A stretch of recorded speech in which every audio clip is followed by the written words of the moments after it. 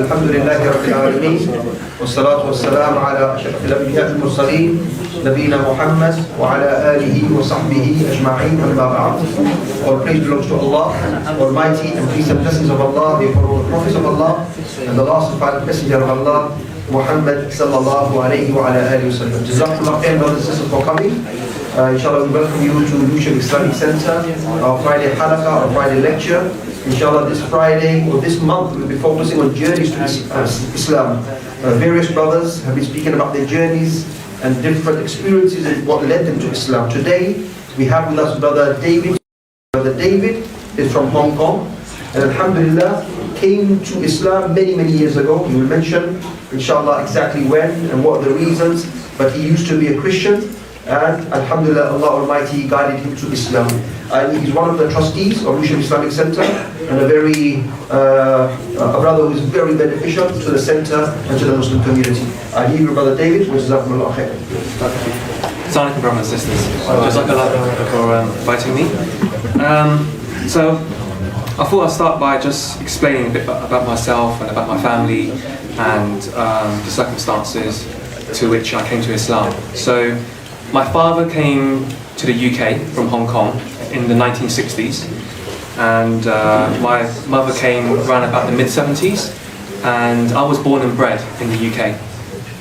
And growing up in the UK was kind of strange because I don't know if you know, but with the Chinese community, we are really spread out. We're really dispersed around the country. So there's not really one area where there's a high concentration of Chinese people. So we're really spread out and you could say fairly isolated. And growing up, I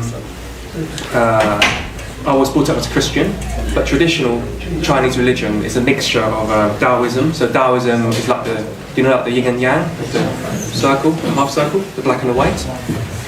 Various gods, idols, a mixture of Buddhism and also ancestral worship, which is very important because in the Chinese culture it's very important to respect your ancestors, and they're also worshipped like gods as well. And being a Christian, I used to go to church on a Sunday, as you do, and had absolutely no understanding as to what was going on because they were speaking in ways which it was very hard to understand. So growing up, trying to understand Christianity was very difficult because no one would really explain to you what is Christianity, what is God, how does God relate to Jesus, who is Jesus. So it was all kind of like spoken to at you and you just accept and you don't question. And then I guess I got to my teenage years and I just thought to myself, why am I a Christian? It doesn't make sense. And then it was back then that I didn't really focus on religion because for me religion was quite one way. So it was about being told what to do, and to me it was about not having freedom and just following without reason. Because I'm the kind of person who's always searching for reason, and I always need to know why. In order for me to do something, I need to know why. And so I guess this in a way led me to Islam because round about my late teens I was searching for the truth, and I made a promise to myself. I said to myself, I will, no matter what, try and find the truth and follow the truth wherever that will lead me. And I didn't know it would lead me to Islam. I had no idea it would lead me to Islam because Islam to me back then, I hadn't even heard of Islam. I didn't know what it was. But I made myself that promise, and I kept that promise. So I can also remember round about my late teens, what was quite interesting was that I saw a picture of the Kaaba and I had no idea what it was. I saw the Kaaba and I saw people going around the Kaaba, and to me it looked really peaceful, it looked really nice, and I had no idea what it was, absolutely no idea, but that image stuck in my mind. So I guess that was probably my first exposure to Islam. Without even knowing about Islam, I saw something and it felt right. But I didn't pursue it because back then I didn't know many Muslims, and I had no reason to ask. So, having gone to college when I was having gone to college, I came across Muslims, and I can remember coming across this Somalian brother, and I became friends with him. We got to know each other, and then he started to talk to me about Islam, and he said to me, Muslims pray 5 times a day, and I thought to myself, wow, that's really, really hard. How can you pray 5 times a day? Because you have to remember, back then I had no understanding about Islam. And he also taught me how to greet Muslims, how to say salam. And I think he tried his best to convince me to read about Islam, to find out more about Islam. But to me, Islam was really, really foreign. It was just completely out of my radar. So it wasn't something that drew me in. Okay, so I guess that was the second encounter with Islam. Okay. And then in my late 20s, I think, I was about to propose to my girlfriend, my then girlfriend. And before I proposed to her, she broke up with me. And I thought to myself, oh my God. So that was quite a big shock, because I did not see it coming. And then it left a void in my life, and that encouraged me to sort of take a step back, think about my life, think about what I want to do, where I want to go. And do you remember that promise that I made to myself when I was 14? And I remember that promise, and I thought to myself, I made a promise to myself, and all these years I hadn't really been trying hard. So I undertook to renew my promise, and I started searching. So I looked at different philosophies, I looked at different religions, and then I came to narrow it down to 3. So it was Christianity, Buddhism, and Islam. The reason for Christianity was because I thought to myself, okay, I need to give it a second chance. Let me study Christianity and let me see if it's something that I could, whether I could become a practicing Christian again. And with that, I found that the more I studied Christianity, the more confused I got. And it was the same confusion that I had when I was a child. So in a way, it was I guess, kind of reassuring that as an adult studying Christianity, it wasn't because I was a child, it was just because it's not clear, it doesn't make sense. And I chose, okay, I said to myself, okay, let me look at Buddhism, because Buddhism is quite closely related to Chinese religion. And I looked at Buddhism, I liked it, I thought it was nice, but it still felt as though there was something missing. It didn't quite feel right. And then I started to look into Islam. Now, before I seriously started to read books and started to look into Islam, and in the back of my mind I was thinking, please don't let me Islam, because it's so strange and I don't want to be Muslim. So that was in the back of my mind, deep down, back of my mind. But the more I read, the more I studied, and the more I read about Islam, it came to a position where I couldn't deny it. I found the truth. And then what do you do when you find the truth? You can either deny the truth, hide from the truth, run away from the truth, but I decided to embrace the truth. And this was actually quite scary, because, like I said, Islam was something that was very, very foreign to me. It was very, very strange. And also, I chose not to speak to any of my Muslim friends, because I didn't want them to influence me. I wanted to come to a conclusion myself. I wanted to find my own way. I wanted to make that choice for myself, because it was for me. So after I read some more, and I was then completely convinced that this is the truth, and I can't not be Muslim any longer. I had to be Muslim. Then the second problem was, okay, where do I become Muslim? Who do I go to? So I went to a mosque and spoke to the Imam. And the Imam gave me a very long lecture, talking at me, basically saying that if I didn't become Muslim right now, right this second, and if I walked out that door, and if I got hit by a bus, or something happened to me, I would go to hell.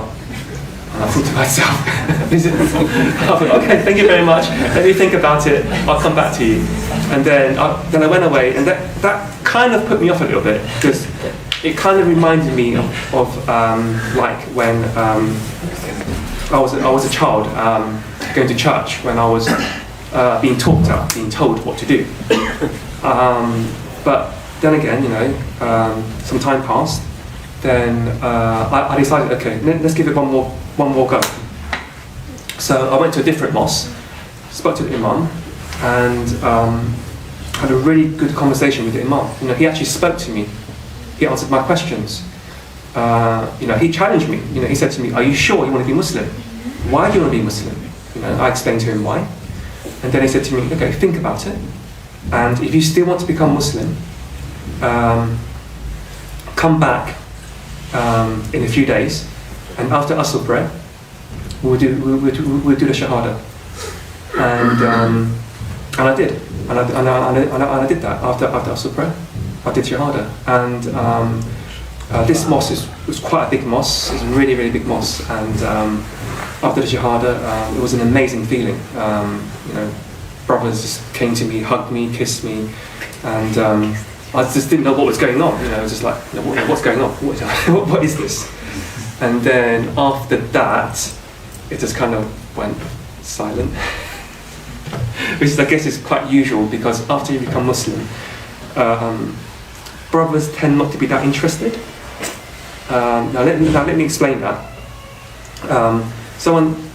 After I became Muslim, recently someone said to me, Muslims, they like to give da'wah, they like to tell people about Islam, and they're very enthusiastic. They go and tell people about Islam, they invite people to Islam. And he said, it's kind of like inviting someone to your house. You invite them to your house, but you have nothing to offer them. You have no food, nothing to offer them. So that's how I felt. I felt like I was invited. I was like, I was embraced into this brotherhood, into this ummah, and I felt really happy. But then I did feel kind of lost. Then what do I do now? Because there's still quite a lot to learn. Even today, I'm still learning. There's a lot I do not know. But what I do know is that Islam is right. Islam is right for me, and Islam is universal. It's for all of mankind. It's for everyone. So it's not been easy, but I persist, and I came across Lewisham. I used to live in Woolwich, which is quite close to Lewisham. I came across Lewisham Mosque, prayed here a few times, and then began to be more and more involved. And then what struck me about this mosque is that it's very different from most mosques that I've been to, because in my old job I used to go around London and I used to go to different mosques, and what I noticed was that there were certain mosques for certain communities. So there was a Bengali mosque, an Indian mosque, a Pakistani mosque, and I thought to myself, I thought Islam's meant to be universal. What's going on? It doesn't quite seem quite right. So for me that was strange. So that was the first strange thing. But having come to Lewisham, it felt really nice, because it really felt to me as though a true reflection of what Islam should be and how it should carry on. In that it should be universal and for all.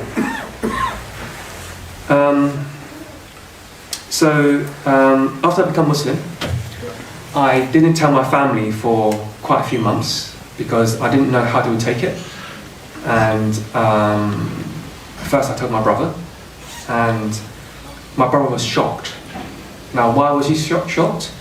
Because he said to me, why do you want to become Muslim? Because they're not good people. They gamble, they drink, they do zina, they sleep around. So they say they don't, but they do. I've seen them. I know they do. So you're not like that. So why do you want to become like them? Then I explained to him that, look, it's not all Muslims. Muslims are not supposed to do that. So for me, again, this was like a bit of a warning in terms of the image of what non-Muslims, how they see Muslims. It's a bit of an image. And I explained to him that it's not like that. And then he was fine with it. Then I told my sister. My sister was also fine with it. My father was also fine with it, no issue. But my mother, dead against it, really, really dead against it. And to her, being Muslim is equal to being a terrorist. Okay, so it's very, very unfortunate, but this is what the media has done. So this is her understanding, and she's my mother, and I love her a lot. But so I guess that's another warning in terms of how the Muslim community is seen. Now, for me, that really saddens me because that is not Islam to me. That is definitely not Islam. So after becoming Muslim, in order to increase my knowledge, I went to lots and lots of different courses up and down the country. Those weekend Islamic courses, just to sort of study. So it was nice because you get to meet people and you get to learn. There's a lot of breadth. It covers a wide area, but there's no depth. Then after a while, I stopped going because it doesn't really go into detail, and it wasn't what I wanted. And my first Ramadan, I found that it was the best experience of my life. It was the most spiritual and the most best experience of my life, and it was really, really, really good seeing brothers praying together, doing acts of worship. And then, however, after Ramadan, I started to notice, because I was still new, I was still quite a new Muslim then. And I noticed that things kind of dropped off for most people. Most people stopped going to the mosque, stopped their worship, stopped their prayers. So again, that was a bit of a shock for me, because for me, being a Muslim was about praying 5 times a day, being committed. It wasn't about being a part-time Muslim. So initially, that was a bit of a shock for me. And also, another shock was what I mentioned earlier about cultural Muslims, because as I became more exposed to different Muslims, I realised that there were cultural divides. So the different cultural Muslims with different backgrounds, in a way, separated themselves. And sometimes I found that some people were very obsessed about doing the right thing. So it's just got a bit too much. So they would come to me and say, no, you've got to pray this way. Oh no, you've got to pray that way. Then this person would say, no, you pray that way. I thought to myself, which is the right way? How do I pray? So it gets quite confusing. So, but this didn't put me off Islam, because deep down, my feeling for Islam, it just felt so right, and it's very hard to put into words. I guess it's a feeling of connection. It's a feeling of I guess like coming home, like you feel at ease. So now I feel at ease as a Muslim. I do not fear death because I'm at ease, because I know that it's up to Allah. I've got that comfort. So previously when Imam Shakir spoke about the fear of Allah, I see it. My interpretation of it is that when you love Allah, you respect Him so much. Because I think the English word fear is not quite right. It's just like so much respect that you just want to really respect Allah. I don't really know what I mean. It's just like this kind of embrace. So I'd like to finish by sort of saying some of my reflections, having been Muslim now for about 6-7 years, and my reflection is that it's not easy being Muslim, especially in the West. It's very, very difficult. And I really do worry for our youth. I do worry for our ummah. And I do worry about our voice as Muslims. And I do worry that when we don't have a voice, other people, other groups, they will fill that voice. Be it Muslims, be it so-called Muslims or non-Muslims. They will speak for us, and they will then dictate what is Islam. And it really saddens me to see how people see Islam, because Islam is the religion for mankind. It's absolutely universal, and it is the one, it is the religion.